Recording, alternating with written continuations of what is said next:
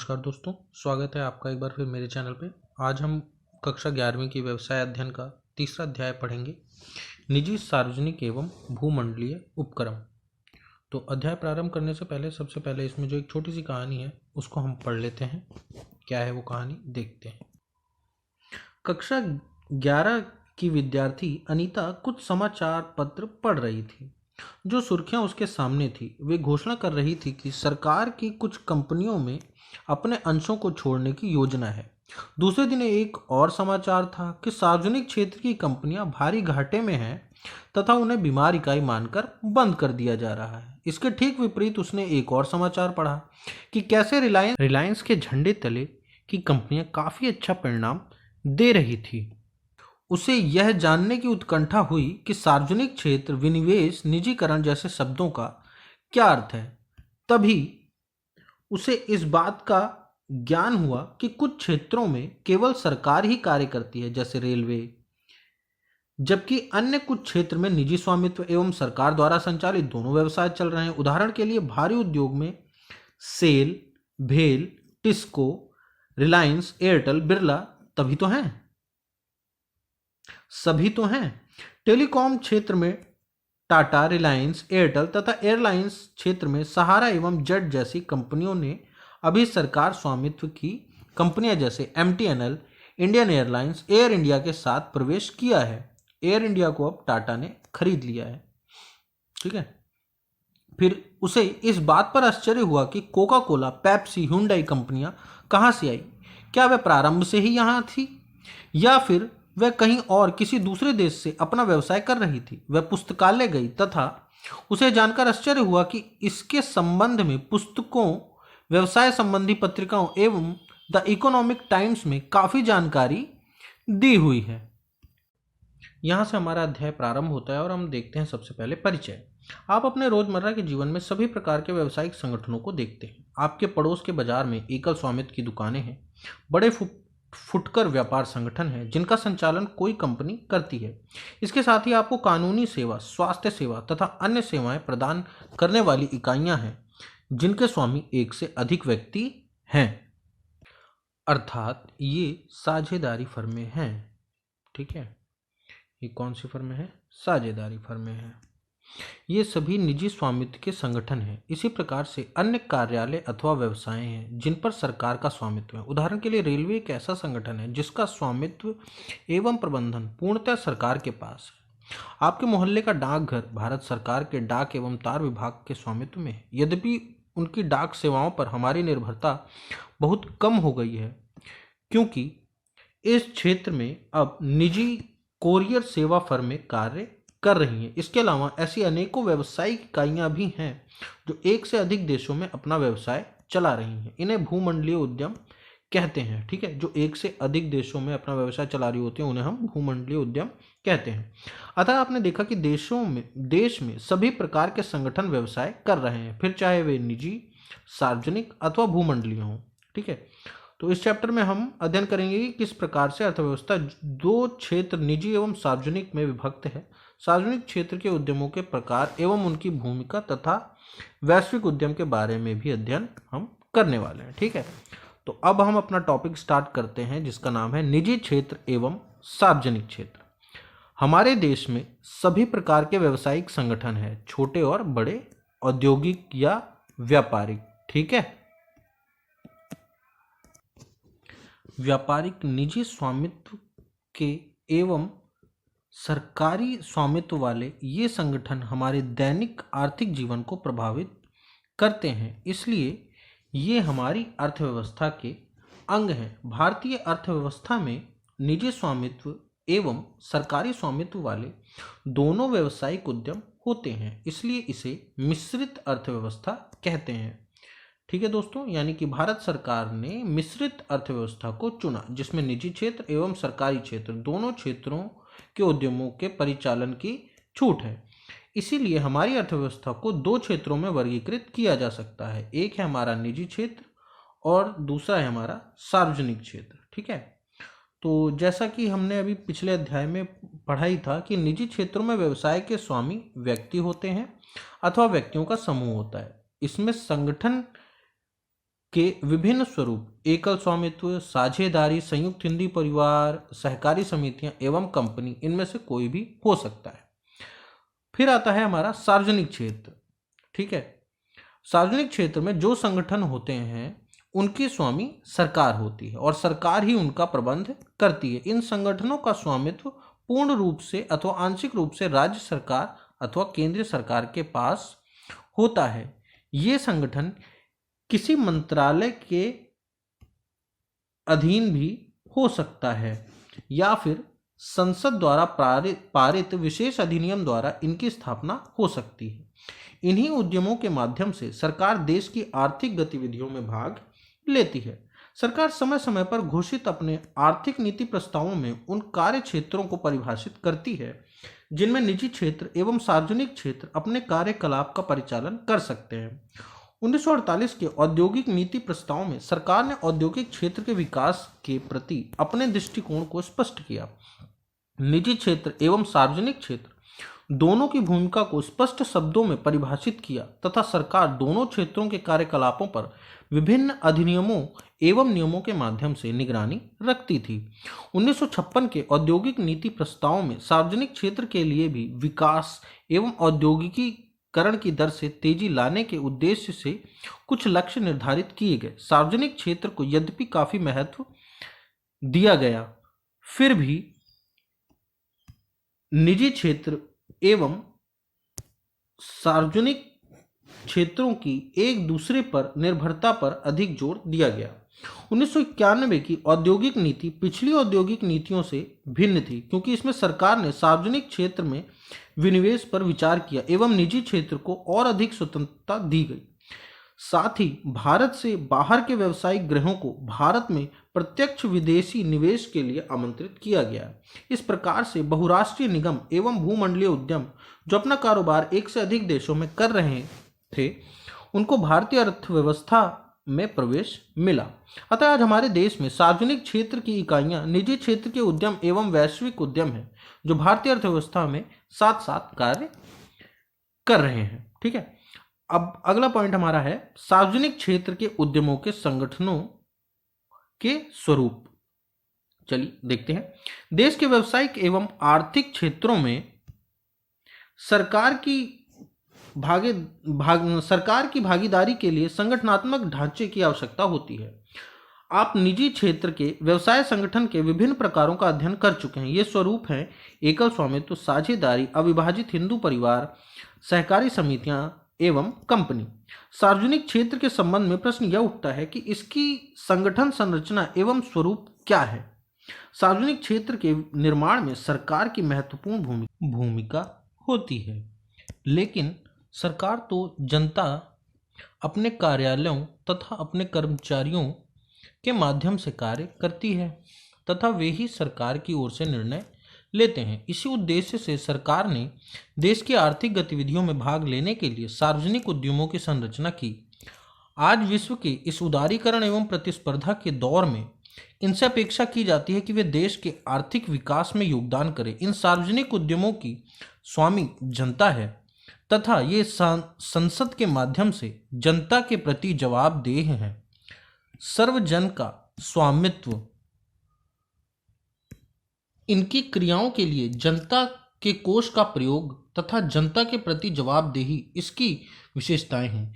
एक सार्वजनिक उपक्रम संगठन के किसी भी स्वरूप को अपना सकता है। ठीक है, जो एक सार्वजनिक उपक्रम है वो संगठन के किसी भी स्वरूप को अपना सकता है, लेकिन यह उसके कार्यों की प्रकृति एवं सरकार से उसके संबंधों पर निर्भर करता है कि उसकी प्रकृति कैसी है और सरकार से उसके रिलेशन कैसे हैं। संगठन का कौन सा स्वरूप उपयुक्त रहेगा यह उपक्रम की आवश्यकताओं पर निर्भर करेगा। इसके साथ ही सामान्य सिद्धांत यह कहते हैं कि किसी भी सार्वजनिक उपक्रम को संगठनात्मक कार्य, निष्पादन, उत्पादकता एवं गुणवत्ता के मानकों को सुनिश्चित करना चाहिए। सार्वजनिक उद्यमों के संगठन के निम्नलिखित स्वरूप हो सकते हैं। सबसे पहला है विभागीय उपक्रम, दूसरा वैधानिक उपक्रम या फिर सरकारी कंपनी। अब इन्हें एक एक करके हम समझ लेते हैं। सबसे पहले हम पढ़ेंगे विभागीय उपक्रम। क्या कहता है विभागीय उपक्रम? सार्वजनिक क्षेत्र के उपक्रमों का यह सबसे पुराना एवं परंपरागत स्वरूप है। इसमें उपक्रम को किसी मंत्रालय के एक विभाग के रूप में स्थापित किया जाता है। यह मंत्रालय का ही एक भाग होता है या फिर उसका विस्तार माना जाता है। सरकार इन्हीं विभागों के माध्यम से कार्य करती है तथा ये सरकार की गतिविधियों के महत्वपूर्ण भाग होते हैं।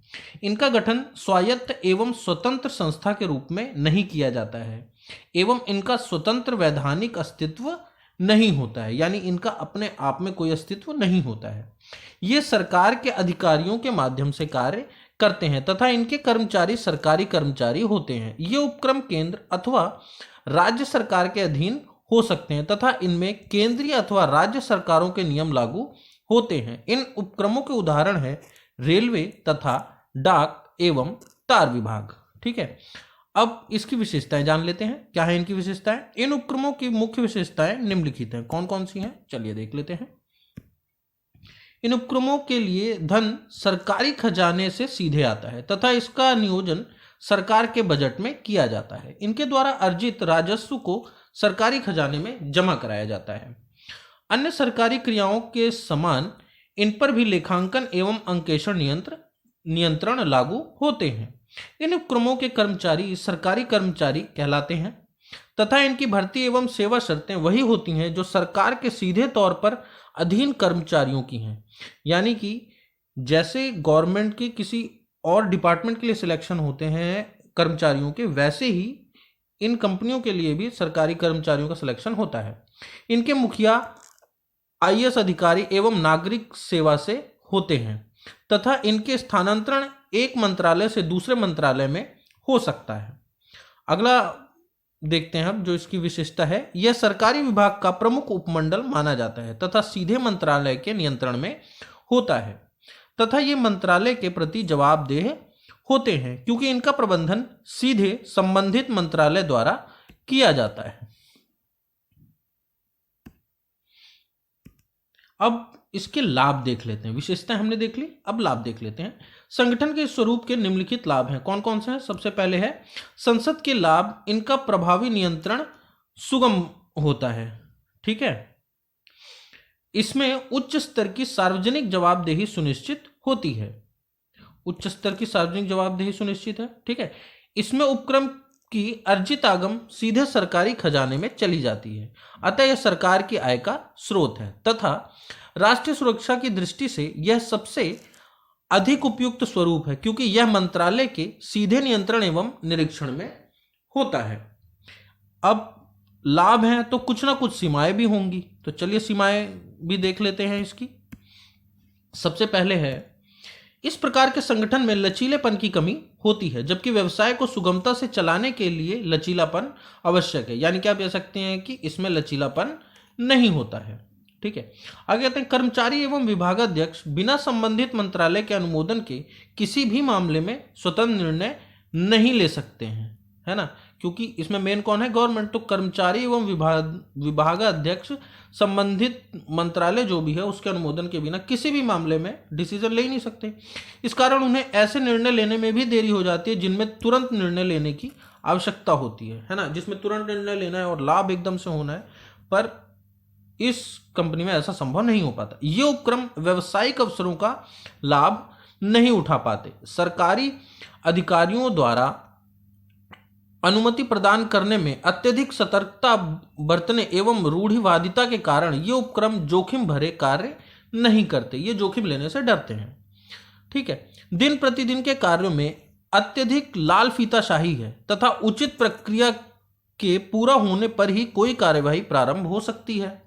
मंत्रालय के माध्यम से राजनीतिक हस्तक्षेप होता है तथा अंतिम जो इसकी सीमा है वो भी देख लेते हैं। ये संगठन उपभोक्ता की आवश्यकता के प्रति संवेदनशील नहीं होते तथा इनके द्वारा प्रदत्त सेवाएं भी अपर्याप्त होती हैं। ठीक है, अब अगला आ जाता है हमारा वैधानिक निगम। अब वैधानिक निगम को देख लेते हैं। वैधानिक निगम वे सार्वजनिक उद्यम है जिनकी स्थापना संसद के विशेष अधिनियम के द्वारा की जाती है। ये अधिनियम ऐसे उद्यमों के अधिकार एवं कार्य, इनके कर्मचारियों से संबंधित नियम एवं कानून तथा सरकार के विभिन्न विभागों से इनके संबंधों को परिभाषित करते हैं। ऐसा उद्यम निगमित संगठन है जिसकी स्थापना विधानमंडल द्वारा की जाती है। इसके कार्य एवं शक्तियां पूर्णतः परिभाषित होते हैं। यह वित्त मामलों में स्वतंत्र होता है तथा निर्धारित क्षेत्र पर व विशेष प्रकार की वाणिज्यिक क्रियाओं पर इसका स्पष्ट नियंत्रण होता है। वैधानिक निगमों के पास जहां एक और सरकारी अधिकार होते हैं, वहीं दूसरी ओर निजी उद्यम के समान परिचालन में पर्याप्त लचीलापन होता है, जो कि पिछले वाले में नहीं था। अब इसकी विशेषताएं देख लेते हैं। वैधानिक निगमों की कुछ विशेषताएं इस प्रकार हैं। इनकी स्थापना संसद द्वारा पारित अधिनियम द्वारा होती है तथा इसी अधिनियम के प्रावधानों के अनुसार इनका संचालन किया जाता है। अधिनियम इनके अधिकार, उद्देश्य एवं विशेषाधिकारों को परिभाषित करते हैं। ठीक है, ये पूर्णतः सरकार के स्वामित्व में होते हैं। वित्त के संबंध में अंतिम उत्तरदायित्व तो सरकार का होता है। वहीं लाभों का विनियोजन भी करती हैं। यदि कोई हानि होती है तो उसे भी सरकार ही वहन करती है। अगला पॉइंट आता है, ये निगमित संगठन है अतः इन पर मुकदमा किया जा सकता है। ठीक है, तथा ये दूसरों पर भी मुकदमा कर सकते हैं। ये अनुबंध कर सकते हैं तथा अपने नाम पर संपत्ति खरीद सकते हैं। ठीक है, आगे कहता है, साधारणतः अपनी वित्त की आवश्यकता को स्वयं पूरा करते हैं। ये सरकार से ऋण लेकर अथवा जनता से वस्तुओं एवं सेवाओं की बिक्री द्वारा आय अर्जन कर धन जुटाते हैं। सरकारी विभागों के लिए लेखांकन एवं अंकेक्षण की जो प्रक्रिया है वह इन निगमों पर लागू नहीं होती है। ठीक है, जो सरकारी विभागों के लिए ऑडिटिंग और अकाउंटिंग की प्रक्रिया है वो इन निगमों पर लागू नहीं होती। केंद्र सरकार के बजट से इसका कोई सरोकार नहीं होता है। ठीक है, इन उपक्रमों के कर्मचारी राज्य अथवा नागरिक सेवा के अधिकारी नहीं होते तथा ये सरकारी सेवा शर्तों, नियम एवं कानूनों से शासित नहीं होते। इनकी सेवा शर्तें अधिनियम में ही दी हुई होती हैं। ठीक है, कभी कभी इन संगठनों के मुखिया के पद पर दूसरे विभागों से अधिकारी प्रतिनियोजित किए जाते हैं। ठीक है, अब हम देख लेते हैं इनके लाभ। क्या है इनके लाभ? तो इस प्रकार के संगठन के कुछ प्रमुख लाभ हैं जो निम्नलिखित है, देख लेते हैं। अब ये अपने कार्य संचालन के लिए पूर्ण रूप से स्वतंत्र होते हैं। ठीक है, तथा इनके कार्य परिचालन में उच्च स्तर का लचीलापन होता है। इन पर सरकार के अवांछित नियम एवं कानून भी लागू नहीं होते। चूंकि इनके लिए धन की व्यवस्था केंद्रीय बजट में नहीं होती, इसलिए इनकी आय एवं प्राप्तियों पर सरकार का कोई अधिकार भी नहीं होता। इनके वित्तीय मामलों में सरकार हस्तक्षेप नहीं कर सकती। ठीक है, अगला पॉइंट आता है, चूंकि ये स्वायत्त संगठन होते हैं इसलिए अधिनियम द्वारा प्रदत्त अधिकारों की परिधि में रहकर ये स्वयं अपनी नीतियों एवं प्रक्रियाओं का निर्धारण करते हैं। तथापि अधिनियम में कुछ मुद्दों विषयों के लिए मंत्रालय विशेष की पूर्व अनुमति के लिए प्रावधान है।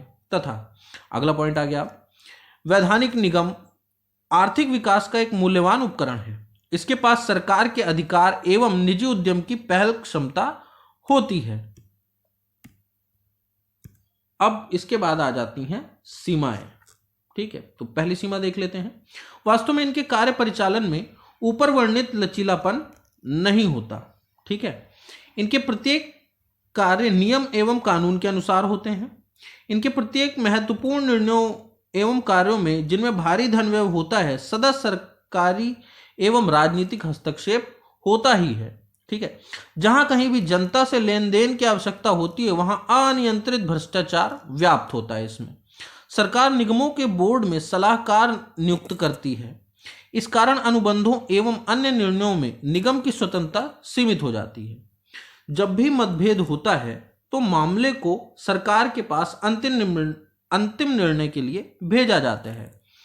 इससे कार्य में और विलंब हो जाता है।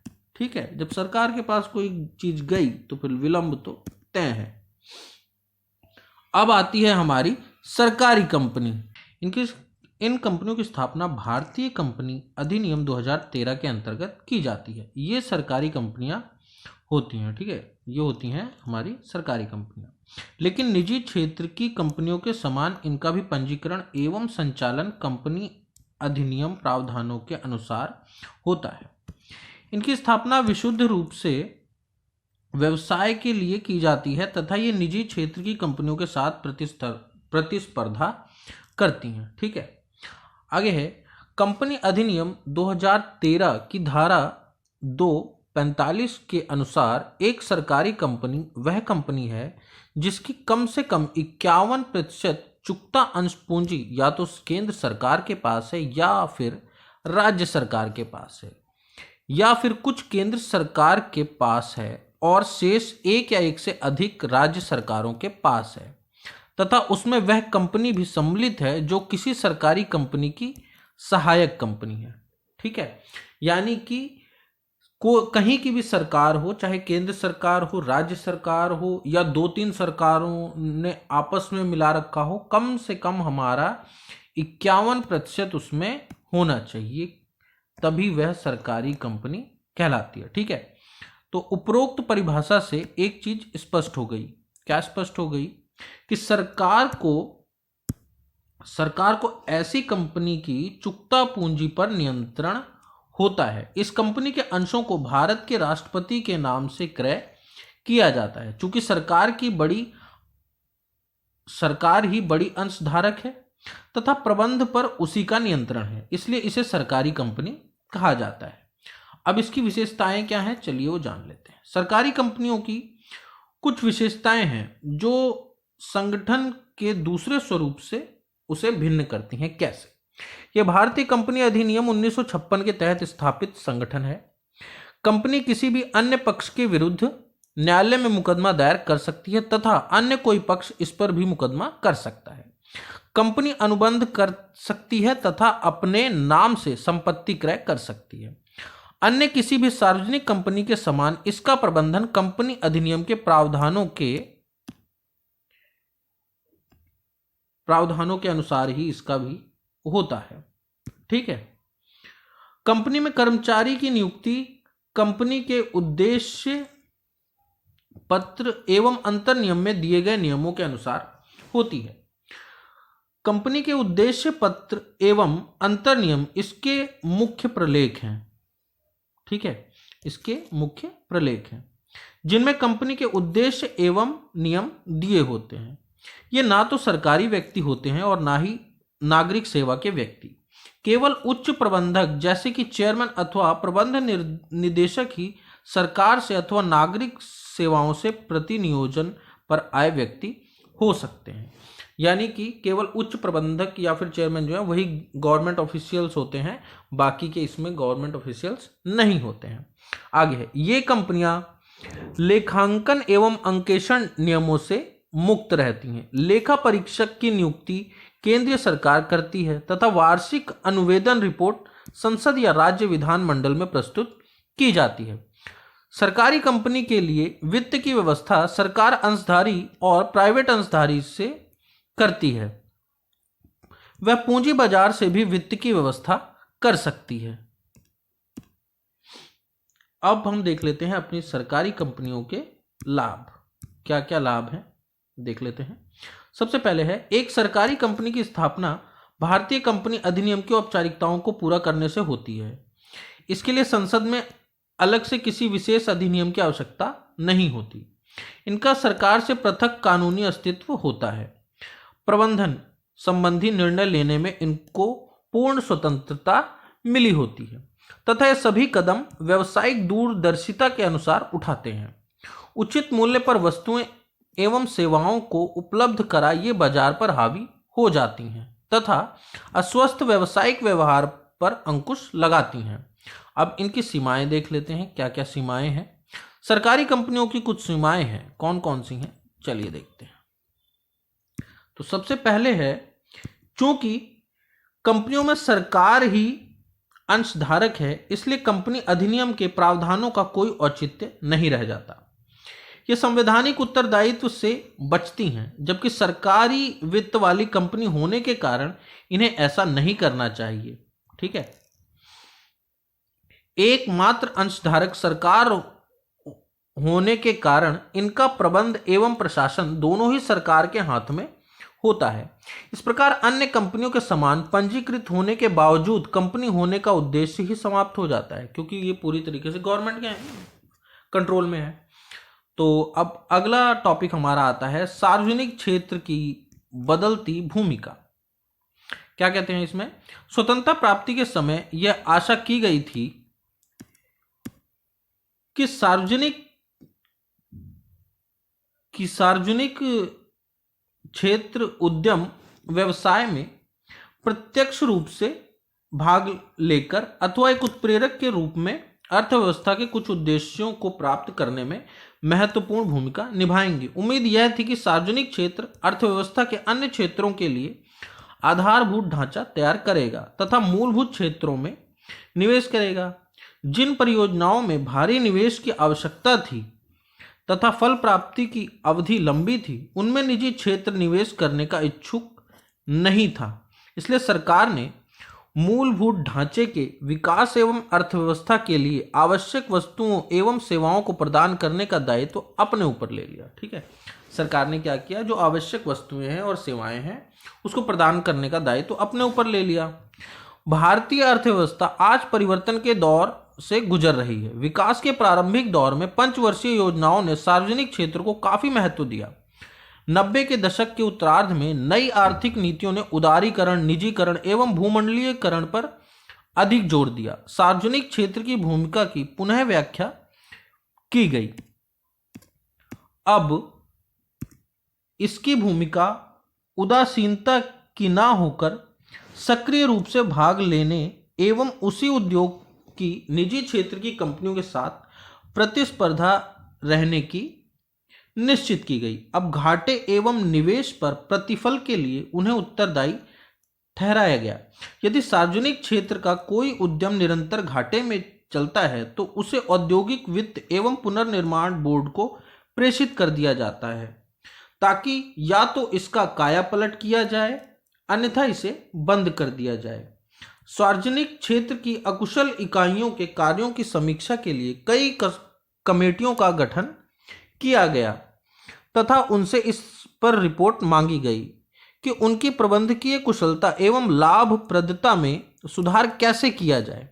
अब सार्वजनिक क्षेत्र की भूमिका वैसी बिल्कुल भी नहीं रही जिसकी कल्पना 60 एवं 70 के दशकों में थी।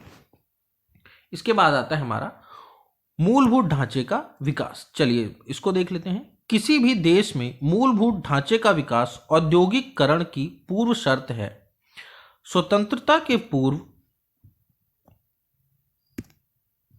आधारभूत ढांचे का विकास नहीं किया गया था, इसलिए औद्योगिकरण की गति भी धीमी थी।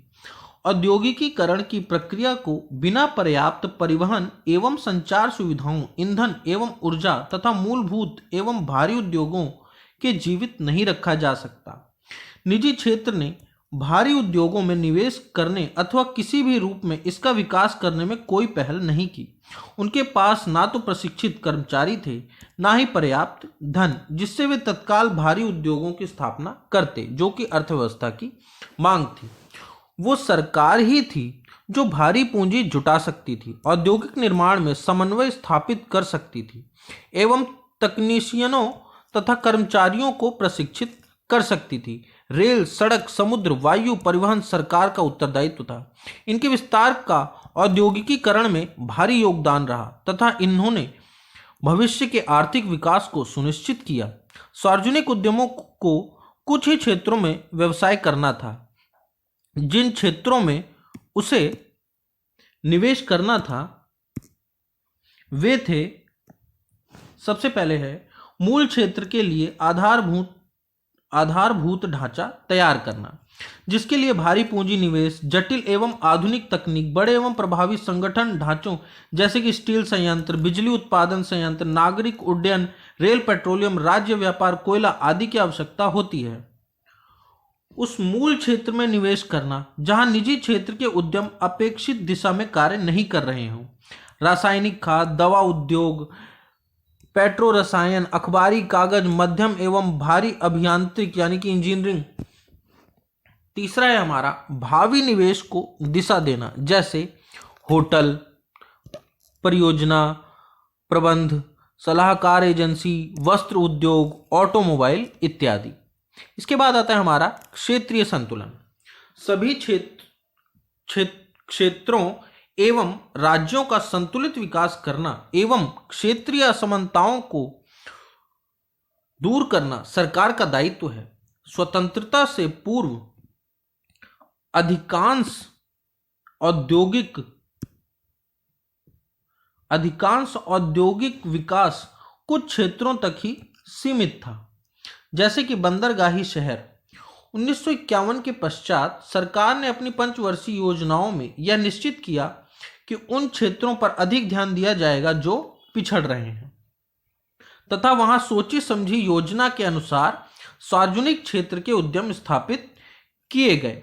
औद्योगिक विकास को गति प्रदान करने के लिए पिछड़े क्षेत्रों में स्टील के 4 प्रमुख संयंत्र स्थापित किए गए। लोगों को रोजगार दिलाने एवं सहायक उद्योगों को विकसित करने के लिए इन स्टील संयंत्रों की स्थापना की गई। इन उद्देश्यों को बहुत सीमा तक प्राप्त कर लिया गया, लेकिन फिर भी करने को बहुत कुछ बाकी है। योजनाबद्ध विकास का एक प्रमुख उद्देश्य पिछड़े क्षेत्रों का विकास करना है, ताकि देश में क्षेत्रीय संतुलन सुनिश्चित किया जा सके। इसके लिए सरकार को पिछड़े क्षेत्रों में नए उद्यमों की स्थापना करनी पड़ी, तथा साथ साथ पहले से उन्नत क्षेत्रों में निजी क्षेत्र को कुकुरमुत्ते की तरह हो रही वृद्धि को रोकना पड़ा। अब इसके बाद हमारा अगला पॉइंट आता है बड़े पैमाने के लाभ। जिन क्षेत्रों में भारी पूंजी एवं बड़े पैमाने के उद्योगों की आवश्यकता होती है, वहां बड़े पैमाने के लाभों को प्राप्त करने के लिए सार्वजनिक क्षेत्र आगे आया। बिजली संयंत्र, प्राकृतिक गैस, पेट्रोलियम, टेलीफोन उद्योग ऐसे कुछ उदाहरण हैं जिनमें सार्वजनिक क्षेत्र में बड़े पैमाने की इकाइयों की स्थापना की गई। इन इकाइयों के मितव्ययी परिचालन के लिए बड़े आधार की आवश्यकता थी, जो सरकारी संसाधनों व बड़े पैमाने पर उत्पादन से ही संभव था। अगला पॉइंट आता है हमारा आर्थिक शक्ति के केंद्रित होने पर रोक। सार्वजनिक क्षेत्र निजी क्षेत्र पर नियंत्रण रखता है। निजी क्षेत्र में कुछ ही औद्योगिक घराने होते हैं जो भारी उद्योगों में निवेश के इच्छुक होते हैं। इस कारण धन कुछ ही हाथों में केंद्रित हो जाता है, जिससे एकाधिकार को बढ़ावा मिलता है। ठीक है, फिर इससे होता क्या है, आय की असमानता पैदा होती है, जो समाज के लिए अहितकर होती है। सार्वजनिक क्षेत्र बड़े बड़े उद्योग धंधों की स्थापना करते हैं जिनमें भारी निवेश की आवश्यकता होती है, लेकिन इसको जो लाभ होता है उसमें बड़ी संख्या में कर्मचारी एवं श्रमिक भी हिस्सा बांटते हैं।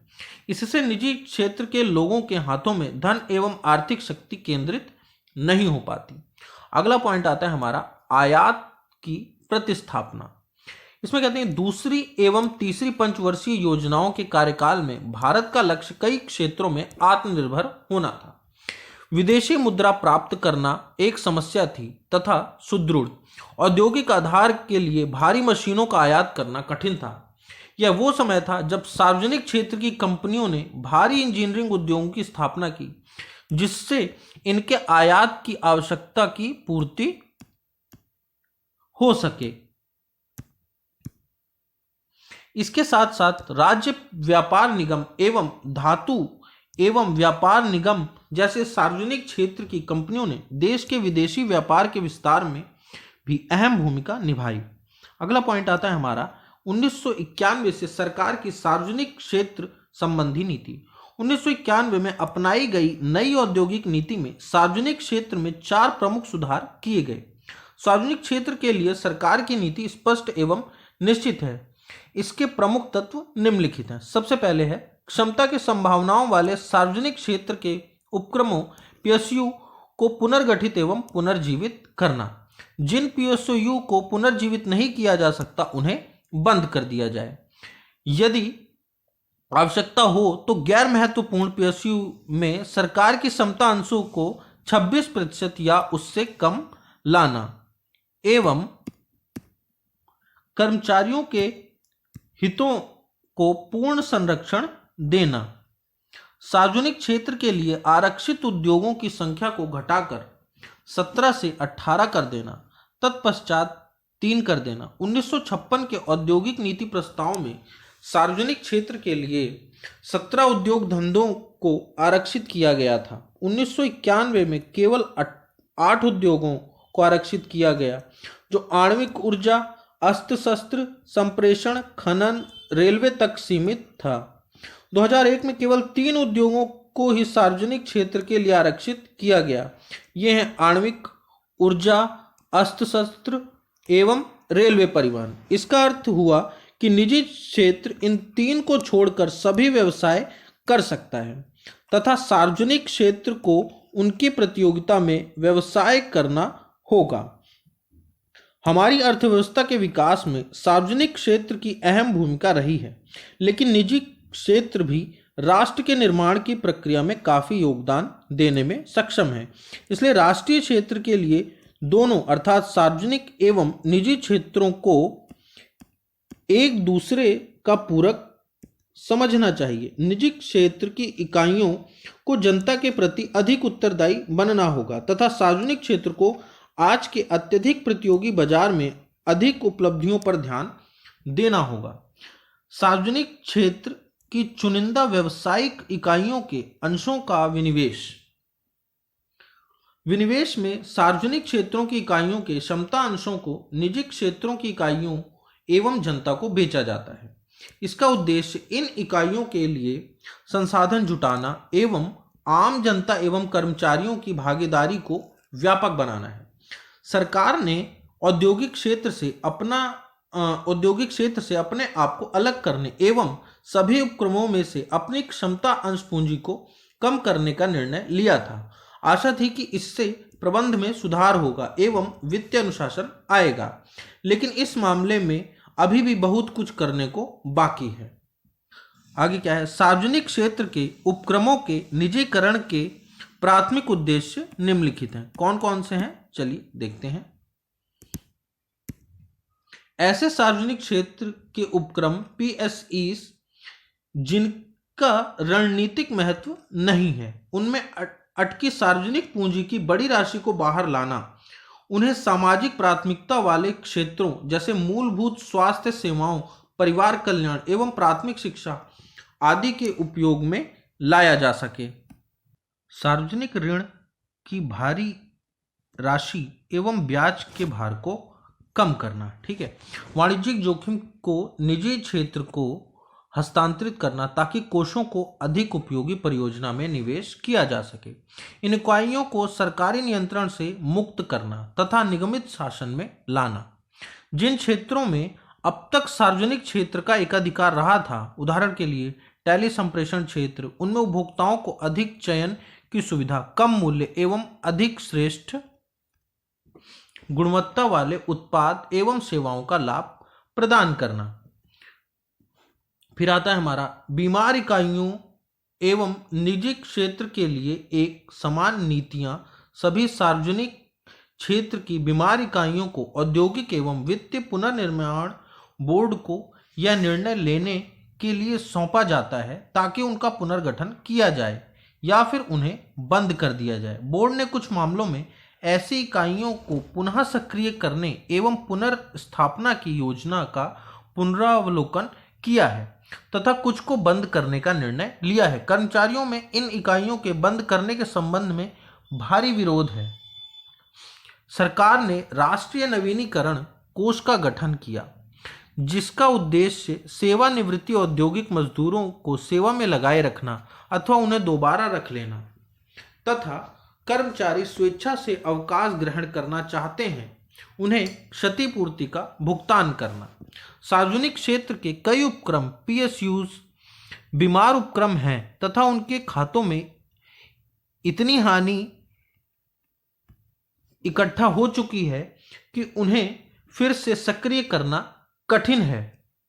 सार्वजनिक वित्त के भारी दबाव में होने के कारण केंद्रीय एवं राज्य सरकारें भी उन्हें अधिक दिन तक जीवित नहीं रख सकती। ऐसी स्थिति में सरकार के पास कर्मचारियों एवं श्रमिकों को सुरक्षा प्रदान करने के पश्चात इन इकाइयों को बंद करने के अतिरिक्त और कोई विकल्प नहीं रह जाता। राष्ट्रीय नवीनीकरण कोष के पास स्वैच्छिक पृथक्करण ग्रहण योजना अथवा स्वैच्छिक सेवानिवृत्ति योजना की लागत को पूरा करने के लिए पर्याप्त संसाधन नहीं है। चौथा आता है हमारा समझौता विवरणिका। ये क्या कहता है? समझौता विवरणिका प्रणाली के माध्यम से निष्पादन में सुधार किया जा सकता है। इसके अनुसार प्रबंधन को अधिक स्वायत्तता प्रदान की जा सकती है, परंतु साथ ही उसे निर्धारित परिणामों के लिए उत्तरदायी भी ठहराया जाता है। इस प्रणाली के अंतर्गत सार्वजनिक क्षेत्र की इकाइयों के स्पष्ट लक्ष्य निर्धारित किए गए तथा इन लक्ष्यों को प्राप्त करने के लिए परिचालन की स्वायत्तता प्रदान की गई। यह ज्ञापन किसी सार्वजनिक क्षेत्र की विशेष इकाई एवं उसके प्रशासनिक मंत्रालय के बीच आपसी संबंधों एवं स्वायत्तता को परिभाषित करती है। तो यहाँ पे दोस्तों हमारा ये टॉपिक 1991 से सरकार की सार्वजनिक संबंधी जो नीति थी वह समाप्त होता है और अब हम प्रारंभ करते हैं भूमंडलीय उपक्रम। कभी ना कभी आपके सामने बहुराष्ट्रीय निगमों एमएनसी द्वारा उत्पादित वस्तुएं अवश्य आई होंगी। पिछले 10 वर्षों में एमएनसी ने भारतीय अर्थव्यवस्था में महत्वपूर्ण भूमिका निभाई है। बहुराष्ट्रीय कंपनियां दुनिया के अधिकांश विकासशील अर्थव्यवस्थाओं की सामान्य विशेषता बन चुकी हैं। बहुराष्ट्रीय कंपनियां विशाल निगम हैं जिनका कारोबार अनेक देशों में फैला हुआ है। इनकी विशेषताएं हैं उनका विशाल आकार, उत्पादों की बड़ी संख्या, उन्नत तकनीक, विपणन की रणनीतियां एवं पूरे विश्व में फैला व्यवसाय। इस प्रकार से भूमंडलीय उपक्रम वे विशाल औद्योगिक संगठन हैं जिनकी औद्योगिक एवं विपणन क्रियाएं उनकी शाखाओं के तंत्र के माध्यम से अनेक देशों में फैली हुई हैं। इन शाखाओं में बहुस्वामित्व विदेशी संबंध MOFA कहते हैं। ठीक है, ये संगठन अनेक क्षेत्रों में व्यवसाय करते हैं, अनेक वस्तुओं का उत्पादन करते हैं। इनका व्यवसाय अनेक देशों में फैला होता है। यह एक या दो उत्पादों से अधिकतम लाभ कमाने के स्थान पर अपनी शाखाओं का पूरे विश्व में विस्तार करते हैं। इनका प्रभाव अंतर्राष्ट्रीय अर्थव्यवस्था पर भी पड़ता है। इसकी पुष्टि इस तथ्य से हो जाती है कि 1998 में 200 शीर्षस्थ निगमों की कुल बिक्री दुनिया की सकल घरेलू उत्पाद के 28.3% के बराबर थी। इससे यह स्पष्ट है कि 200 शीर्ष बहुराष्ट्रीय कंपनियां विश्व अर्थव्यवस्था के 1/4 से भी अधिक पर नियंत्रण किए हुए हैं। यानी कि 200 जो MNC कंपनीज हैं उन्होंने वर्ल्ड की 1/4 इकोनॉमी पे कंट्रोल किया हुआ है। कमाल है। जाहिर है कि ये अपनी पूंजीगत संसाधनों, नवीनतम तकनीकी एवं ख्याति के कारण विश्व अर्थव्यवस्था पर भारी कब्जा किए हुए हैं। इसी कारण वे किसी भी उत्पाद को विभिन्न देशों में बेच सकते हैं। इनमें से कुछ निगम प्रकृति से थोड़ा अनुचित लाभ उठाने वाले भी हो सकते हैं, जो उपभोक्ता वस्तुओं एवं विलासिता की वस्तुओं को बेचने पर अधिक ध्यान देते हैं तथा विकासशील देशों के लिए सदा वांछनीय नहीं होते। ठीक है, अब हम देख लेते हैं इनकी विशेषताएं। ठीक है, इन निगमों की कुछ विशेषताएं होती हैं जो उन्हें अन्य निजी क्षेत्र की कंपनियों एवं सार्वजनिक क्षेत्र की कंपनियों से अलग करती हैं। तो विशेषताएं क्या हैं? सबसे पहले विशाल पूंजीगत संसाधन। इन उपक्रमों की पहली विशेषता यह है कि इनके पास भारी मात्रा में पूंजी होती है तथा विभिन्न स्रोतों से वित्त जुटा सकते हैं। वे जनता को क्षमता अंश, ऋण पत्र एवं बॉन्ड जारी कर सकते हैं। वित्तीय संसाधनों एवं अंतर्राष्ट्रीय बैंकों से ऋण लेने की स्थिति में होते हैं। पूंजी बाजार में इनकी साख है। मेजबान देश के निवेशक एवं बैंक उनमें निवेश करना चाहते हैं। अपनी वित्तीय शक्ति के कारण वे हर परिस्थिति में सुरक्षित रहते हैं। दूसरी विशेषता है विदेशी सहयोग। बहुराष्ट्रीय कंपनियां सामान्यतः तकनीक के विक्रय, अंतिम उत्पादों के लिए ब्रांड का नाम का उपयोग तथा उत्पादन करने के लिए भारतीय कंपनियों से करार कर लेती हैं।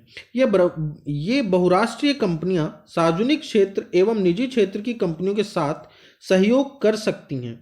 इनके साथ करार में अक्सर प्रतिबंधित वाक्यांश होते हैं जिनका संबंध तकनीकी के हस्तांतरण, मूल्य निर्धारण, लाभांश का भुगतान, विदेशी तकनीशियनों के नियंत्रण आदि से होता है। जो बड़े औद्योगिक घराने अपने व्यवसाय में विविधता लाना एवं विस्तार करना चाहते हैं, उन्हें बहुराष्ट्रीय कंपनियों से पेटेंट, संसाधन, विदेशी विनिमय आदि में सहयोग के कारण बड़ा लाभ हुआ है। लेकिन इस विदेशी सहयोग के कारण एकाधिकार को भी बढ़ावा मिला है तथा शक्ति कुछ हाथों में केंद्रित हुई है। इसके बाद हमारा अगला पॉइंट आता है उन्नत तकनीकें। चलिए अब इसे देख लेते हैं। इन व्यावसायिक इकाइयों के पास उत्पादन की श्रेष्ठ तकनीकी है, अतः वे अंतरराष्ट्रीय मानदंड एवं निर्धारित गुणवत्ता को प्राप्त कर सकते हैं। इससे उस देश का भी औद्योगिक विकास होता है जिसमें ये व्यवसाय करते हैं, क्योंकि स्थानीय साधनों एवं कच्चे माल का श्रेष्ठतम उपयोग कर सकते हैं। आज कंप्यूटर एवं अन्य क्षेत्रों में तमाम नए आविष्कार बहुराष्ट्रीय कंपनियों द्वारा उच्च स्तर की तकनीकों को उपलब्ध कराने के कारण ही संभव हुए हैं। अगली विशेषता आती है हमारी यहाँ पे भूमंडलीय उपक्रम की,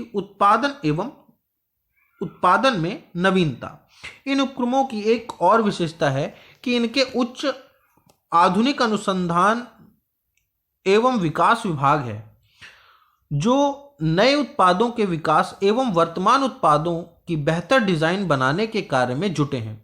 गुणवत्तापूर्ण अनुसंधान के लिए भारी निवेश की आवश्यकता होती है, जिनसे केवल वैश्विक उपक्रम ही वहन कर सके। अगली विशेषता आती है यहाँ पे हमारी विपणन रणनीतियां। इनकी विपणन रणनीतियां अन्य कंपनियों की रणनीतियों की तुलना में अधिक प्रभावी होती हैं। थोड़ी अवधि में अपनी बिक्री को बढ़ाने के लिए ये आक्रामक विपणन रणनीति अपनाते हैं। इनके पास बाजार संबंधी अधिक विश्वसनीय एवं नवीनतम सूचना प्रणाली होती है।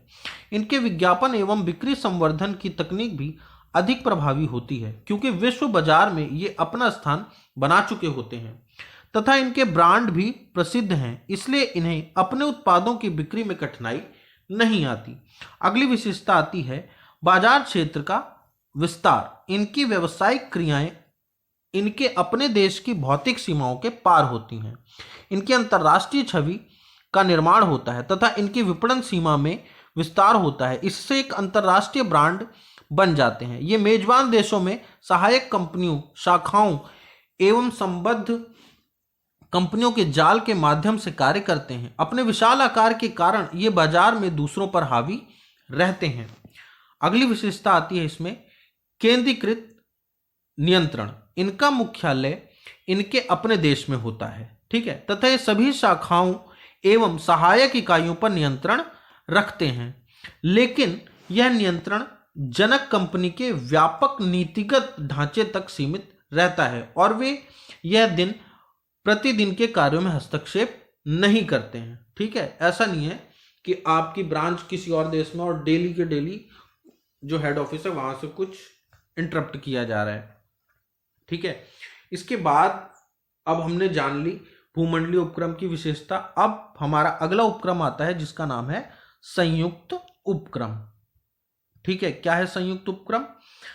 जैसा कि आप पहले ही अध्ययन कर चुके हैं कि व्यावसायिक संगठन कई प्रकार के होते हैं, है ना। निजी हो गया, सरकारी हो गया, वैश्विक हो गया। कोई भी व्यावसायिक संगठन यदि चाहे तो व्यावसायिक संगठनों से पारस्परिक लाभ के लिए हाथ मिला सकता है। ये संगठन निजी, सरकारी या विदेशी कंपनी हो सकते हैं। जब दो इकाइयां समान उद्देश्य एवं पारस्परिक लाभ के लिए इकट्ठा होना तय करती हैं तो इससे संयुक्त उपक्रम का उदय होता है। ठीक है, किसी भी आकार की इकाई लंबी अवधि या फिर लघु अवधि परियोजनाओं में भागीदारी को सुदृढ़ करने के लिए संयुक्त उपक्रम स्थापित कर सकती हैं। इसके उदाहरण जैसे हीरो होंडा है, ठीक है, और मारुति सुजुकी है ना। एक संयुक्त उपक्रम संबंधित पक्षों की आवश्यकता अनुसार लोचपूर्ण हो सकता है। ठीक है, इन आवश्यकताओं को संयुक्त उपक्रम के करार में स्पष्ट रूप से लिखना चाहिए ताकि बाद में कोई मतभेद पैदा ना हो। एक संयुक्त उपक्रम दो भिन्न देशों की दो व्यावसायिक इकाइयों के बीच करार का परिणाम हो सकते हैं। इस मामले में दो देशों की सरकारों द्वारा निर्धारित प्रावधानों को मानना होगा। इस प्रकार हम देखते हैं कि संयुक्त उपक्रम का अर्थ अलग अलग हो सकता है, जो इस बात पर निर्भर करता है कि हम इसे किस संदर्भ में प्रयोग कर रहे हैं, लेकिन व्यापक अर्थों में संयुक्त उपक्रम का अर्थ है दो या दो से अधिक व्यावसायिक इकाइयों के द्वारा एक निश्चित उद्देश्य को प्राप्त करने के लिए संसाधनों एवं विशेषज्ञता को एक साथ मिला लेना। व्यवसाय के जोखिमों एवं प्रतिफल को भी परस्पर बांट लिया जाता है, मतलब जो जोखिम है वो भी बांटा जाएगा और जो प्रतिफल है वो तो बांटा ही जाएगा। संयुक्त उपक्रम स्थापित करने के कारणों में व्यवसाय का विस्तार, नए उत्पादों का विकास या फिर नए बाजारों, विशेषकर अन्य देशों के बाजारों में कार्य करना सम्मिलित है। अब कंपनियों के द्वारा अन्य व्यावसायिक इकाइयों कंपनियों के साथ संयुक्त उपक्रम का निर्माण एवं उनके साथ नीतिगत गठजोड़ एक आम बात होती जा रही है। इन गठजोड़ों का कारण एक दूसरे की पूरक क्षमताएं एवं साधन जैसे कि वितरण प्रणाली, तकनीकी, वित्त आदि हो सकते हैं। इस प्रकार के संयुक्त उपक्रम दो या दो से अधिक जनक कंपनियां एक नई इकाई जिसमें उन सभी का नियंत्रण हो का निर्माण करने के लिए पूंजी, तकनीक, मानव संसाधन, जोखिम एवं प्रतिफल में हिस्सा बांटने के लिए सहमत होते हैं। ठीक है, मतलब जैसे दो उपक्रम हैं बड़े और वो आपस में मिलना चाहते हैं तो उन सभी में क्या हो, तकनीकी का भी बंटवारा हो जाएगा, मानव संसाधन, जोखिम, प्रतिफल जो भी है सब में हिस्सा बांटने के लिए वो फिर सहमत हो जाते हैं। ठीक है, भारत में संयुक्त उपक्रम कंपनियां व्यवसाय के लिए सर्वोत्तम है। इनके लिए कोई अलग से कानून नहीं है। भारत में संयुक्त उपक्रमों को घरेलू आंतरिक कंपनी के समकक्ष रखा जाता है। संयुक्त उपक्रम दो प्रकार के होते हैं। ठीक है, दो प्रकार के हैं। कौन कौन से हैं?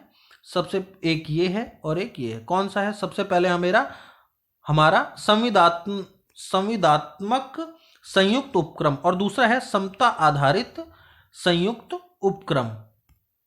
ठीक है, तो संयुक्त उपक्रमों के प्रकार जान लेते हैं अब। ठीक है, तो सबसे पहले हम जानेंगे संविदात्मक संयुक्त उपक्रम। ठीक है, संविदात्मक संयुक्त उपक्रम में संयुक्त स्वामित्व वाली एक नई इकाई का निर्माण नहीं किया जाता। यहाँ केवल साथ साथ कार्य करने का एक समझौता होता है। ठीक है, दो कंपनियां जो पहले से ही चल रही हैं वो आपस में एक दूसरे से जुड़ती हैं।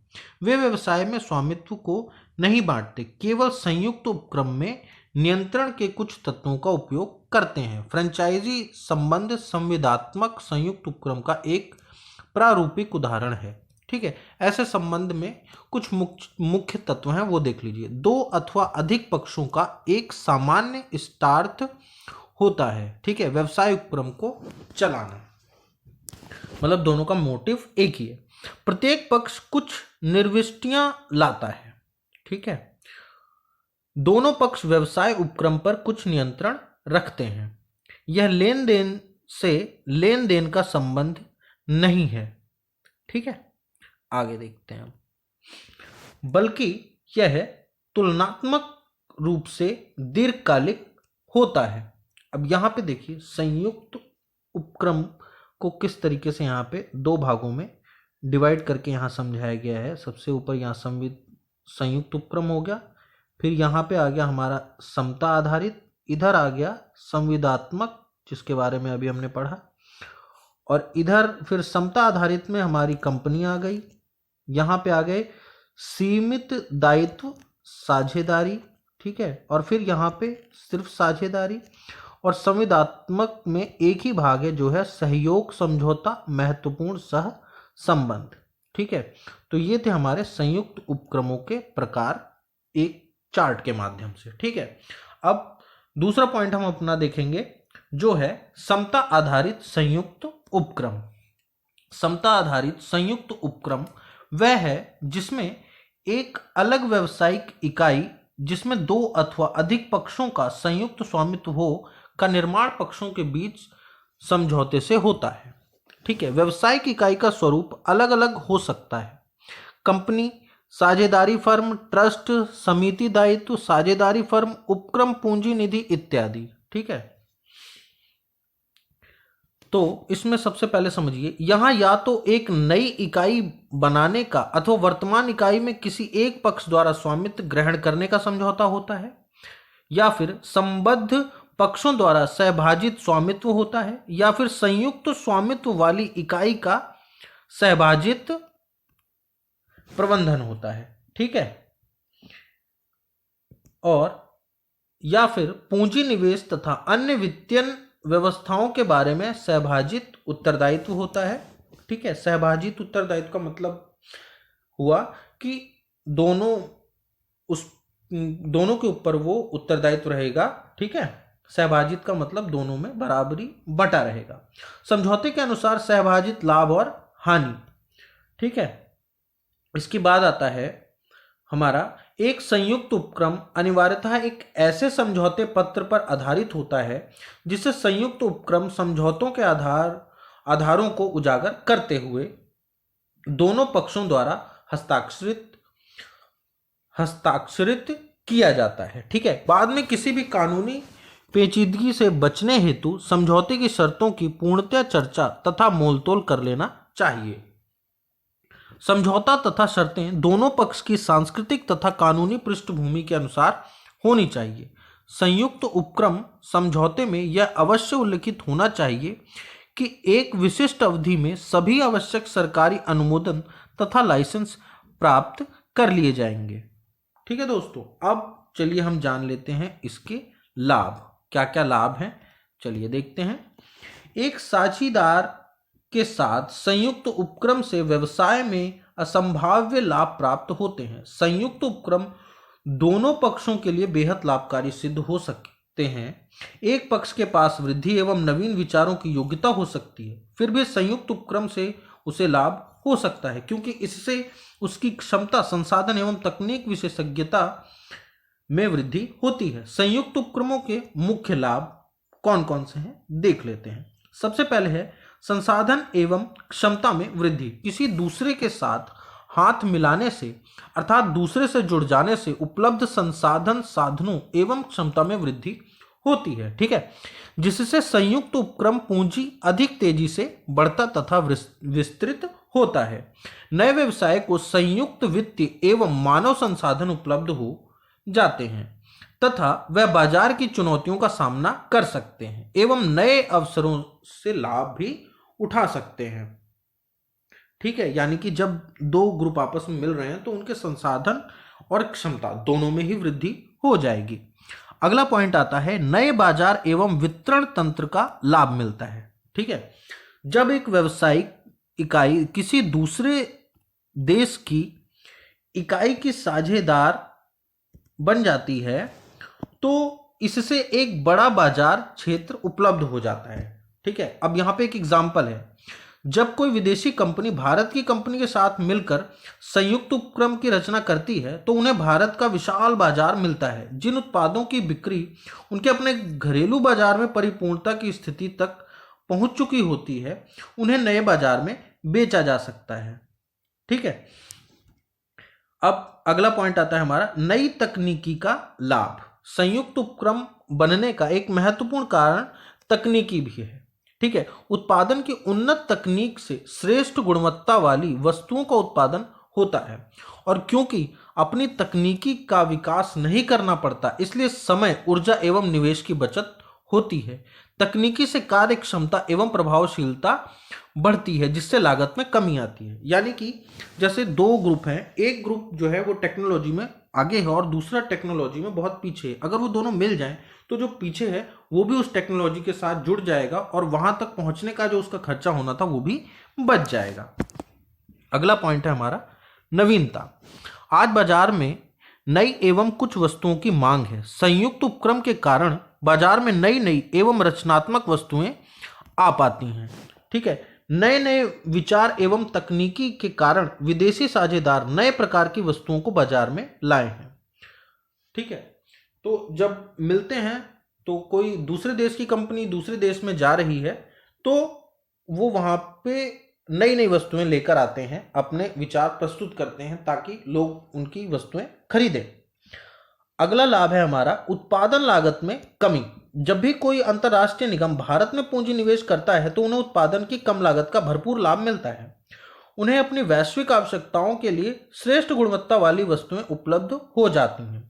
आज भारत में अनेक उत्पादों का प्रतियोगी एवं महत्वपूर्ण अंतर्राष्ट्रीय स्रोत है। इसके कई कारण हैं जैसे कच्चे माल एवं श्रम की कम लागत, तकनीकी योग्यता प्राप्त श्रम शक्ति, पेशेवर प्रबंधक, वकील, चार्टर्ड अकाउंटेंट, इंजीनियर, वैज्ञानिक आदि के रूप में अद्भुत मानव शक्ति जो कि हमारे भारत के पास है।